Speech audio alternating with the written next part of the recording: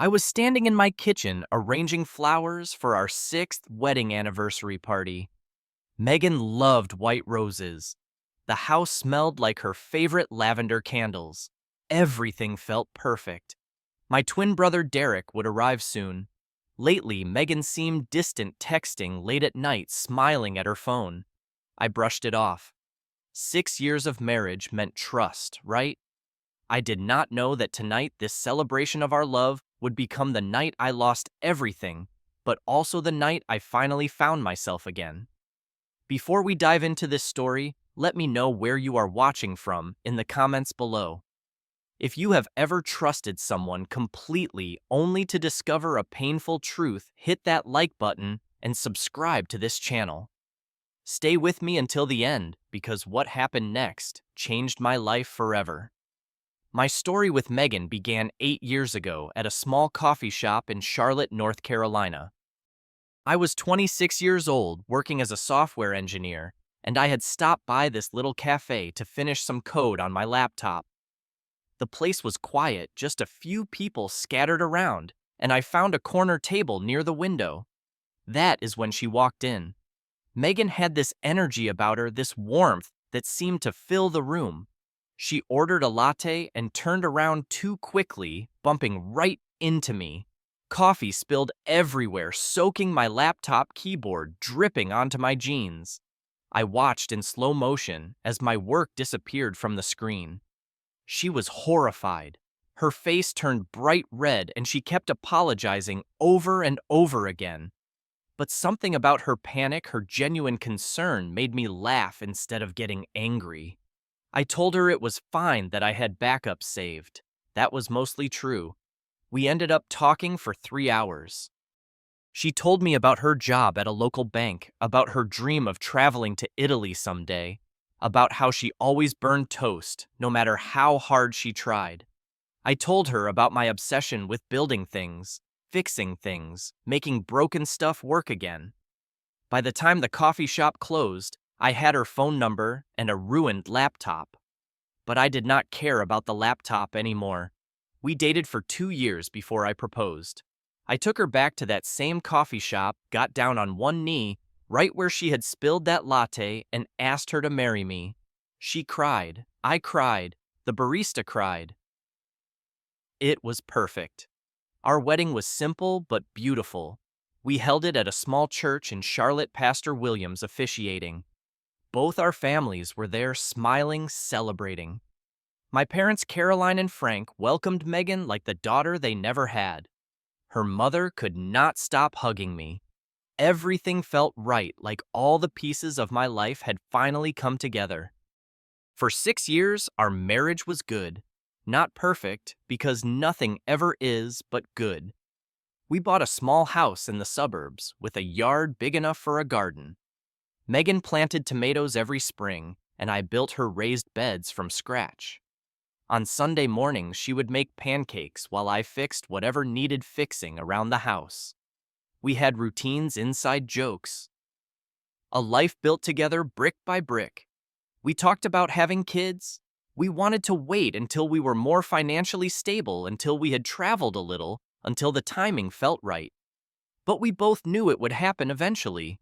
I used to imagine teaching my son or daughter how to ride a bike, how to throw a ball, how to build something with their own hands.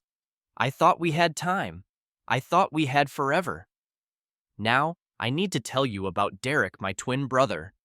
We came into this world 7 minutes apart, me first, then him. Growing up, people always commented on how identical we looked, but how different we acted. I was the quiet one, always reading, always tinkering with electronics in my room. Derek was the life of every party, charming, funny. Kid everyone wanted to be friends with. But beneath that charm, there was something else. Derek had this need to have whatever I had. When I got a new bicycle for my 12th birthday, Derek threw a tantrum until my parents bought him one too. When I started dating a girl named Jessica in high school, Derek suddenly became very interested in her. They ended up kissing at a party. I found out from a friend. I forgave him because that is what brothers do. At least that is what I told myself. Derek bounced from job to job over the years. Car salesman, real estate agent, bartender. Nothing ever stuck. Meanwhile, I built my career steadily, got promotions, saved money. Our parents always made excuses for him. Derek is more sensitive, they would say. Derek needs more support. I learned to accept this imbalance, to be the responsible one, while Derek remained the golden child who could do no wrong. When I introduced Megan to my family, I noticed Derek watching her a little too long. I noticed how he always found reasons to stand close to her, to touch her arm when he laughed at her jokes. But I pushed those observations away. Megan loved me. Derek was my brother. Some things were supposed to be sacred. About 4 months before our anniversary party, I started noticing changes. Small things at first. Megan began keeping her phone face down on every surface. She would take calls in another room, closing the door behind her. When I asked who she was talking to, she would say it was just work stuff, nothing important. She started going out more on weekends, meeting friends she never really talked about. When I offered to come along, she always had a reason why I should not. Girls only night. Old college roommate in town. Needed some alone time. Then there was Derek. He began showing up at our house more frequently, always when I was at work. Megan mentioned it casually, said he was just stopping by to borrow tools or ask for advice about some girl he was dating. It seemed innocent enough. One night, I woke up around 2 in the morning and reached for Megan, but her side of the bed was empty. I found her in the living room, the glow of her phone illuminating her face. She was smiling at the screen, typing quickly. When she saw me, she nearly dropped the phone. "Just a coworker," she said. "Emergency at the bank." At 2 in the morning, I asked. She shrugged and came back to bed, but she did not fall asleep for a long time. Neither did I. I told myself I was being paranoid. Years of marriage. Thousands of shared meals, shared dreams, shared everything. Megan loved me. She had to love me. I was just stressed from work, imagining problems that did not exist. I wish I had trusted my instincts. 2 weeks before our anniversary party, I came home early from a business trip. I had finished my meetings a day ahead of schedule and decided to surprise Megan. I stopped at a florist and bought a bouquet of white roses, her favorite. I imagined her face when she saw me at the door, how happy she would be. When I pulled into our driveway, I saw Derek's car parked in the garage. My first thought was that something was wrong, that maybe there was a family emergency. I walked into the house quietly, not wanting to startle anyone. The living room was empty. The kitchen was empty, but I heard voices upstairs coming from our bedroom. Laughter, my wife's laughter. I climbed the stairs slowly, my heart pounding so hard I could feel it in my throat. The bedroom door was slightly open. I stood there, frozen, listening. "We have to be more careful," Megan said. "Herman will be back in a few days." Then Derek's voice, so familiar yet suddenly monstrous. "He does not suspect anything." Herman has always been trusting to the point of stupidity. They laughed together. I do not remember walking back down the stairs. I do not remember getting into my car. But somehow I ended up in an empty parking lot 3 miles from my house, sitting behind the wheel with the engine off, staring at nothing. I did not cry. I did not scream. I just sat there feeling something inside me crack and crumble like a building collapsing floor by floor. The woman I loved, my twin brother, in our bed, in the home we built together. For 3 hours, I sat in that parking lot. When the sun started setting, I finally drove to a hotel and checked in for the night. I needed time to think, to plan. Because I knew one thing with absolute certainty, I was not going to be the fool in this story. Over the next 2 weeks, I became someone I did not recognize. I installed security cameras throughout the house, telling Megan it was because of a string of burglaries in the neighborhood. She did not question it. I watched the footage each night after she fell asleep. Derek came over 3 times that first week alone. They were not subtle. They did not even try to hide what they were doing in my own home. I went through Megan's things while she was at work. In the back of her closet, hidden inside an old purse, I found a second phone, a burner phone, the kind you buy with cash and no contract. I opened it with shaking hands. There were hundreds of messages between Megan and Derek spanning months. Love declarations, plans to meet, jokes about how clueless I was. Each message felt like a knife sliding between my ribs. But the worst was yet to come. I scrolled to their most recent conversation, dated just 3 days earlier. Megan, I am pregnant. I am sure it is yours. Herman and I have not been intimate in 2 months. Derek, we will figure this out after the anniversary party. Just act normal until then. I read those words 5 times, 10 times, until they stopped making sense. My wife was pregnant with my brother's child, and they were planning to let me raise it, let me believe it was mine. Something shifted inside me in that moment. The pain was still there, but it was joined by something else, something cold and clear and determined. They wanted to play this game fine, but I would be the one to end it. I contacted a divorce lawyer the next day. Her name was Patricia Lawson, and she had a reputation for being ruthless. I showed her everything, the videos, the messages, the pregnancy revelation. She confirmed what I suspected. With this evidence, I would have significant advantages in the divorce proceedings. The house was mine before the marriage, and with proof of infidelity, Megan would have limited claims. I transferred my portion of our joint savings into a personal account. I documented everything meticulously. I prepared for war while smiling at my wife across the breakfast table every morning. Then I began planning the anniversary party. I sent out invitations to everyone, both sets of parents, friends, co-workers, neighbors, even Pastor Williams, who had married us. 40 people total. I told Megan I wanted to celebrate our love properly to show everyone how happy we were. She seemed touched by my enthusiasm. She had no idea what was coming. I called my friend Tanya from work, someone I trusted completely. I told her everything. She was silent for a long moment after I finished. Then she said something I will never forget. You deserve to expose them, Herman, and they deserve whatever comes next. I created a special slideshow for the party. The first part was innocent photos from our wedding, our vacations, our life together. But the second part contained screenshots of their messages, footage from the security cameras, evidence of their betrayal displayed in high definition. The trap was set. All I had to do was wait.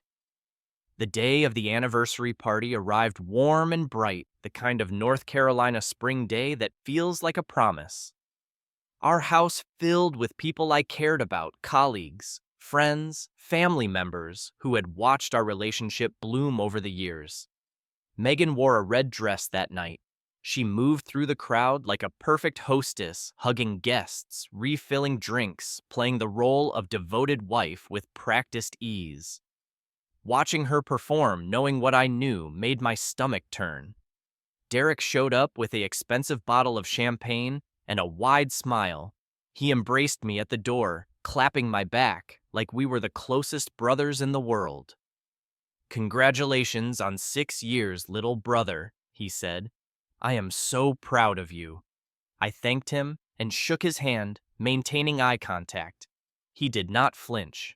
Neither did I. My parents arrived shortly after. Caroline kissed Megan on both cheeks and told her she looked radiant. Frank commented on how well I had done for myself, gesturing at the house, the party, the life I had built. If only he knew how rotten the foundation had become. Megan's mother was there too, already asking about grandchildren. "When are you two going to give me a baby to spoil?" she kept saying. Megan would glance at Derek each time, a look so quick most people would miss it. But I caught every single one. The party progressed through dinner, through toasts, through laughter and conversation. I played my part perfectly, the happy husband celebrating his blessed union. Inside, I was counting down the minutes. After dessert, I stood up and clinked my glass. Everyone, can I have your attention? Please, I have prepared something special for tonight. A trip down memory lane to celebrate 6 wonderful years with my beautiful wife. People gathered around the large screen I had set up in the living room. Megan smiled at me, genuinely touched by what she thought was a romantic gesture. Derek leaned against the wall, champagne in hand, looking relaxed. I started the slideshow with our engagement photos. People made appreciative sounds. Then came our wedding pictures, our honeymoon and Florida holidays and birthdays and ordinary moments captured forever. Halfway through, I paused the presentation. You know, I said my voice steady. These past 6 years have been full of surprises. Some wonderful, some not so much. I recently discovered some memories I never knew existed. Let me share them with you. The screen changed. The first image was a screenshot of a text message from Megan to Derek. I cannot stop thinking about last night. I miss you already. The room went silent. The second image was footage from our bedroom, Derek and Megan clearly visible through the doorway. Someone gasped. A glass shattered somewhere behind me. I continued clicking through the evidence, narrating calmly while chaos erupted around me. The love declarations, the secret phone, the plans they made while I worked to provide for our future. Then I reached the final screenshot, the pregnancy announcement. I read it aloud so no one could miss a single word. I am pregnant. I am sure it is yours. Herman and I have not been intimate in 2 months. Megan collapsed into a chair, sobbing. Derek tried to speak, his mouth opening and closing like a fish drowning in air. My father stood up, his face a color I had never seen before. He crossed the room in 3 strides and slapped Derek so hard the sound echoed off the walls. I have no son named Derek, he said. Not anymore. My mother was crying, holding on to the back of a chair for support. Megan's mother had her hands over her mouth, staring at her daughter like she was seeing a stranger. I removed my wedding ring slowly, deliberately. I placed it on the table in front of Megan. My lawyer will be in touch, I said. Please be out of my house by tomorrow morning. Then I walked out of my own party, leaving the wreckage behind me. In the weeks that followed, karma did its work. Derek lost his job at the car dealership. Word spread quickly in our small community about what he had done, and no one wanted to buy a vehicle from a man who would betray his own brother. He could not find new work. His friends stopped calling. Megan requested a transfer at the bank, but her reputation followed her. Coworkers who once smiled at her now looked away. She became isolated, alone with the consequences of her choices. The divorce was finalized within 2 months. The evidence I had gathered made negotiations simple. I kept the house and most of our assets.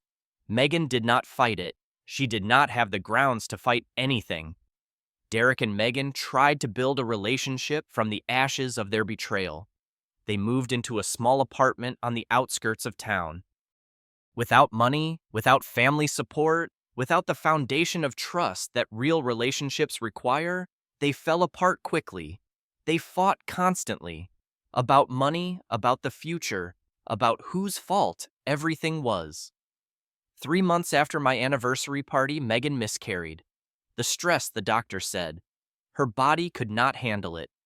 Derek left a week later. He sent me a text message, if you can believe it. Just 3 words. I am sorry.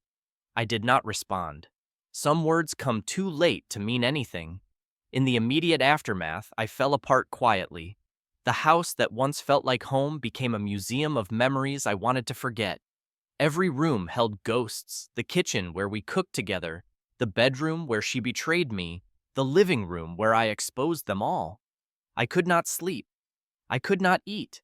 I went to work and came home and sat in the darkness wondering what I had done wrong. There were nights when my thoughts turned very dark. I would sit alone at 2 or 3 in the morning, the same hours when I used to catch Megan texting her lover, and I would wonder if any of it mattered, if I mattered. But I remembered something my grandfather told me when I was young. He said, "Pain does not have the power to destroy you, son. Only giving up on yourself can do that." So I did not give up. I started seeing a therapist named Dr. Reynolds. She helped me understand that Megan and Derek's choices reflected who they were, not who I was. Their betrayal was not a judgment of my worth. It was a revelation of their character. I began running every morning 5 miles before sunrise. The physical exhaustion helped quiet the noise in my head. I threw myself into work and received a promotion to team lead within 6 months. I sold the house and bought a new apartment downtown, a fresh start with no ghosts in the corners. I reconnected with my parents. They apologized for years of favoring Derek, for always assuming he needed more protection while I could handle things on my own. My father cried when he said it. I had never seen him cry before. I forgave them. Holding on to resentment would only keep me chained to the past, and I wanted to be free. 1 year after the anniversary party from hell, I enrolled in a guitar class. It was something I had always wanted to learn but never made time for. That is where I met Sarah. She was a veterinarian with kind eyes and a terrible sense of humor. Our first conversation lasted 3 hours, just like my first conversation with Megan. But this time, I went in with my eyes open. I had learned to trust, but also to verify. To love, but also to protect myself. We are taking things slow, Sarah and I. Some days, I still struggle with doubt, with fear, with the echoes of what happened. But every day gets a little easier. Every day, I become more myself again. Looking back, I do not regret exposing Megan and Derek at that party. Some people might call it revenge, but that is not how I see it. Revenge would mean I wanted them to suffer. What I wanted was simpler than that. I wanted the truth to be known. I wanted to stop living a lie. I learned that loving someone does not mean accepting betrayal. Being kind does not mean being weak. And sometimes the most loving thing you can do for yourself is to walk away from people who do not deserve you. I am not angry anymore. Anger requires energy, and I would rather spend that energy building a better life. Megan and Derek have to live with what they did. That is punishment enough. If you are watching this and you have experienced something similar, I want you to know you will survive this. The pain will not last forever. You will find your way back to yourself, and when you do, you will be stronger than you ever imagined. Do not be afraid to expose the truth. Yes, it hurts. Yes, it is messy. But living a lie hurts more, and you deserve better than a life built on deception.